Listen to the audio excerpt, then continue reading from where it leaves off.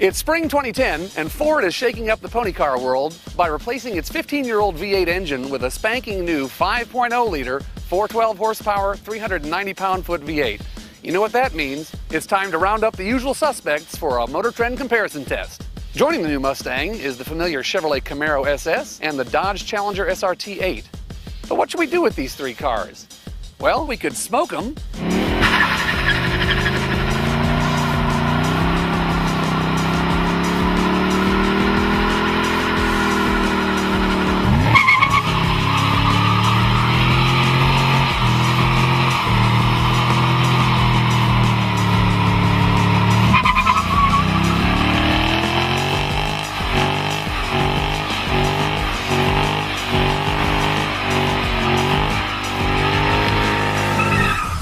We could slide them.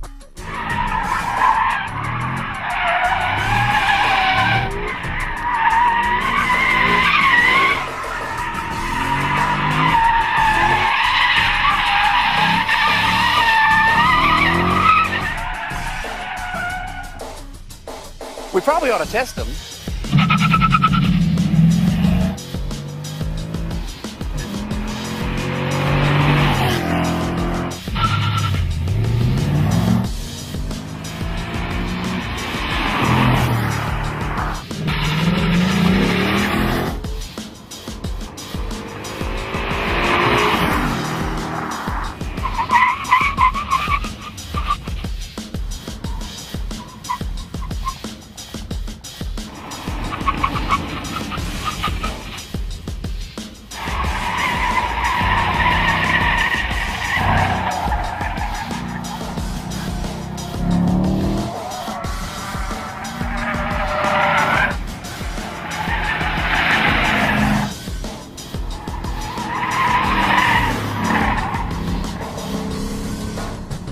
But mainly, let's take them out on some good twisty roads and shake them down that way. The Camaro SS has a lot to recommend it. The chassis is quite good. The Zeta architecture gives it a 52% front, 48% rear weight balance. It's almost ideal. The 6.2-liter engine makes the most horsepower in the group, admittedly only by one at 426. But, you know, the styling, while it's really popular, a lot of people are snapping cell phone pictures of it since it's in Transformers yellow and everything. But it exacts quite a huge price on the interior. The windows are very small, visibility out in all directions is poor, the pillars are very wide, and there's other things like the steering wheel rim is very thick and the shifter knob is oversized. All those kind of features make me feel small, and I don't want my muscle car to make me feel small. All these things combine to make most editors believe they would rather not own this car, and that's what put it in third place. The Challenger SRT8. We all know this car is based on a full-size sedan, just like its predecessor was. So naturally it's the largest and heaviest here by probably 300 to 500 pounds.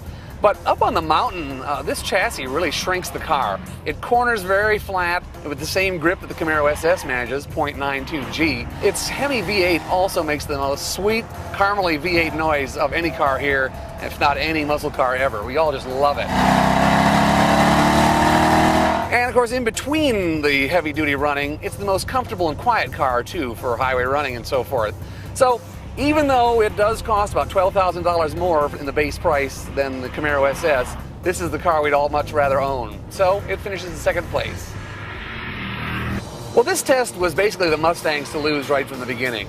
I mean, we fell in love with the chassis the last time we had these cars together, and that's only been improved by the addition of this new Brembo performance package. Then you throw in an engine that gives it the best weight-to-power ratio of 8.8 pounds per horsepower, and what's not to love, especially considering it has the lowest base price and the highest EPA fuel economy. So we ran it up and down the mountain and fell in love with the light, nimble chassis, the great visibility, the strong brakes, and this engine. We just love this engine. It sounds just like Frank Bullitt's car in the movie.